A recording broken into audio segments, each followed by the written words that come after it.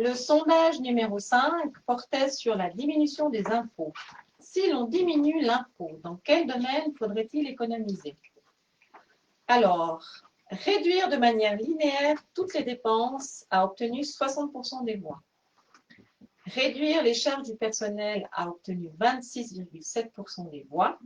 Reporter les investissements sur le long terme, c'est-à-dire patinoire, centre de la station, bâtiment des TP et du CO, a remporté 10% des voix. Et enfin, réduire toutes les subventions, soit société, agriculture, aide à la famille, etc., a obtenu 3,3% des voix. Je rebondis juste sur le fait qu'effectivement, quand on voit que les personnes qui ont voté sont quand même très touchées au niveau sociétal, donc on est plutôt d'accord de réduire en termes d'investissement ou de manière linéaire plutôt que de toucher à nos sociétés et à notre famille. Donc ça représente quand même aussi le côté très solidaire de la commune. Oui, tout à fait. Après la question, la réponse 1 de réduire de manière linéaire toutes les dépenses avec 60% des voix, et puis après les 3 et 4 de réduire les subventions, donc uniquement 3,3% des voix, ça veut dire que si on réduit de manière linéaire toutes les dépenses, ça veut dire qu'on réduit également les subventions aux sociétés, à l'agriculture, à l'aide à la famille, enfin toutes les subventions. Si on doit réduire linéairement, c'est ce qui doit être fait. Mais effectivement, moi, je suis assez content de ce sondage avec une réduction, c'est-à-dire que tout le monde doit faire un effort. Tout le monde a fait un effort et moi, je trouve que c'est très, très bien. Notre chef des finances. Voilà, ouais. En qualité de membre de la commission financière, c'est vrai que c'est souvent des questions qu'on se pose lors de l'examen du budget. C'est de savoir est-ce qu'on fixe aussi également un cadre à tous les dicastères, tous les départements de réduction de X%, par exemple 5% de moins pour tout le monde. On en a discuté au sein du conseil aussi avec les chefs de service de savoir est-ce qu'on appliquait une baisse linéaire. C'est en effet la méthode la plus facile et la plus simple à appliquer puisqu'on demande à tout le monde de faire un effort dans tous les domaines, que ce soit dans le domaine des investissements, dans le domaine des dépenses, dans le domaine des charges personnelles.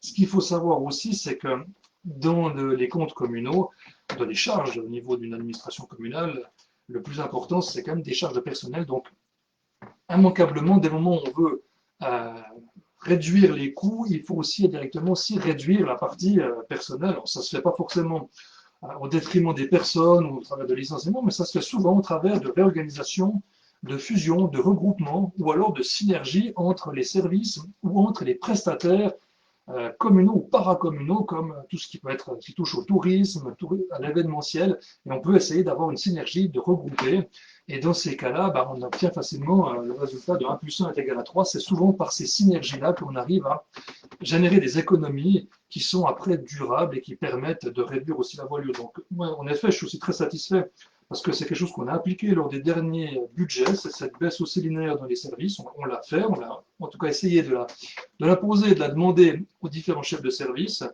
et puis qu'au niveau des charges de personnel, c'est aussi lié, et je pense que là aussi, il y a des possibilités d'optimiser et de profiter aussi de certains départs en retraite pour redéfinir le cadre de la fonction, de redéfinir également aussi l'organisation communale. Donc c'est vrai que pour moi, c'est parfaitement en phase, et c'est parfaitement en phase avec également aussi les idées et le programme du PLR dans ce domaine-là, puisque, comme on le rappelle, c'est quelque chose qui nous tient à cœur, ça fait partie de notre ADN, c'est d'avoir une gestion saine et rigoureuse de nos finances pour l'avenir et les générations futures. Oui, moi j'aimerais quand même encore parler un petit peu. C'est vrai que j'ai eu des remarques que c'était très facile, c'était très vendeur, c'était très électoraliste de proposer de diminuer les impôts. Effectivement, c'est très facile, c'est très vendeur, ça peut attirer des suffrages, c'est bien, il veut diminuer les impôts. Mais effectivement, on doit diminuer nos impôts. Parce que depuis que nous avons introduit les taxes parafiscales, la commune de Nanda, on se retrouve vraiment dans le gruppetto. À la fin du compte de France, on est vraiment dans le gruppetto. On est vraiment dans les dernières communes en termes de fiscalité. Et ça, on est obligé de quitter cette dernière, avant-dernière, ou antépénultième place, parce que c'est exactement où on se trouve.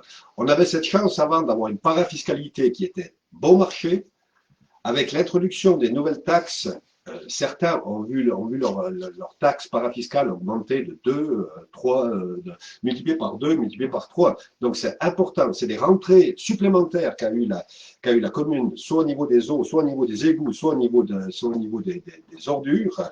Donc ça veut dire qu'on doit arriver à réduire nos dépenses, qu'on le veuille ou non, on doit arriver à réduire nos dépenses pour diminuer la fiscalité et de pouvoir continuer d'investir. Parce que si on n'investit pas, on va stagner et on a des immenses projets, on a des grands projets qui sont en cours. Donc, qu'est-ce qu'il faut faire? Je pense qu'il faut vraiment prendre le taureau par les cornes, il faut oser se regarder dans une glace et puis dire, est-ce que la manière qu'on est organisé, de toute une organisation, mais je ne lance la pierre absolument à personne, c'est tout le monde on est tous dans le même bateau. Est-ce qu'on fait juste actuellement avec l'organisation qu'on a? Parce qu'on ne doit pas mandater, je sais pas, une maison, faire un audit complet de toute notre organisation et tout, et savoir est-ce qu'on a à économiser. Comme tu as dit, Nicolas, on n'est pas prêt à foutre dehors des gens, mais au moment où on renouvelle un poste, je pense que ça vaut la peine. Est-ce qu'on peut utiliser un poste de quelqu'un d'autre, d'un autre service? Là, avant, on doit réfléchir. C'est vrai que la charge du personnel, voilà, c'est une administration, bien entendu, dans une administration, la charge du personnel, c'est la grosse charge, comme partout. Alors, c'est peut-être là qu'on doit économiser, c'est certainement là qu'on doit économiser, c'est pas là qu'on doit foutre dehors les gens, mais quand les gens partent à la retraite, ou qui quittent la commune pour des raisons X, Y, on doit réfléchir au changement de poste et regarder entre les services. On n'a pas le choix. Je me rappelle lors du dernier budget, l'idée, ça c'était vraiment l'idée, c'était de dire on arrive à faire un budget avec, en ayant 1 million pas attribué. C'est-à-dire que c'est ce qu'on dit toujours, la poire pour la soif. C'est-à-dire quand on a un dépassement de budget en quelque part, ben voilà, on peut utiliser là-dessus. On n'arrive pas à dégager ce million. Donc il faut qu'on fasse les efforts, il faut que le budget, on a commencé à mieux travailler pour faire ce budget. On a fait une demi-journée, le conseil des chefs de service. On doit aller beaucoup plus loin. On doit aller beaucoup plus loin. On doit être beaucoup plus, réfléchir beaucoup plus. On doit arriver à économiser sur le ménage communal. Ça, c'est inévitable.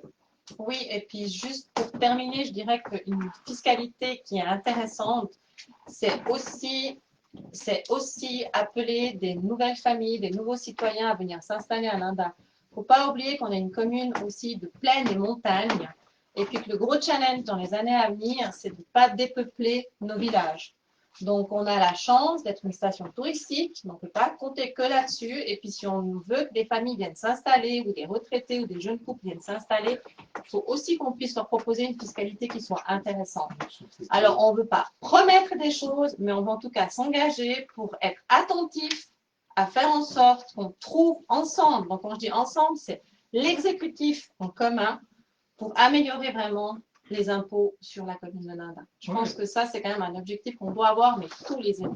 Et puis on s'engage, on s'engage aussi à le faire, mais comme tu dis, c'est déjà de définir nos besoins et de planifier à long terme, de voir tous les investissements, de prendre tout ce que l'on a à faire dans les 10, 20, 30 prochaines années, soit dans le domaine des eaux, des routes, de la formation, et de positionner ces besoins dans le temps, de les chiffrer et de voir avec quels moyens on peut les financer. Est-ce qu'on peut tout se payer maintenant? Est-ce qu'on doit décaler certaines choses? Comment est-ce qu'on doit répartir nos investissements dans le temps pour éviter d'avoir une charge trop importante au niveau des amortissements à court terme, mais d'avoir quelque chose qui soit lissé dans le temps et qui soit adapté à nos recettes. Et en parallèle de ça, travailler sur le budget de fonctionnement et de voir ce que l'on peut faire pour améliorer, diminuer nos coûts, trouver des synergies dans le fonctionnement. Il y en a, c'est certain, il y en a. Et l'avantage, c'est qu'on a un potentiel qui est assez important, comme beaucoup d'administrations, et je pense qu'aussi la collaboration avec d'autres communes, avec d'autres entités intercommunales, permettent aussi justement d'avoir cette synergie de la retrouver. Ouais, je suis persuadé qu'on va y arriver. C'est en tout cas ce qu'on va faire, et on va s'engager à faire au niveau du PLR. Je suis persuadé qu'on va arriver, je suis persuadé que les propositions du PLR vont avoir un écho, parce que quand on regarde les candidatures qu'il y a dans les autres partis, n'oublions pas qu'il y a des gens qui vivent tous les jours avec un budget, qui travaillent avec un budget, ils doivent être conscients de ça, et les propositions du PLR, à mon avis, vont être écoutées, elles vont être entendues. On l'espère. Et réalisées. On l'espère.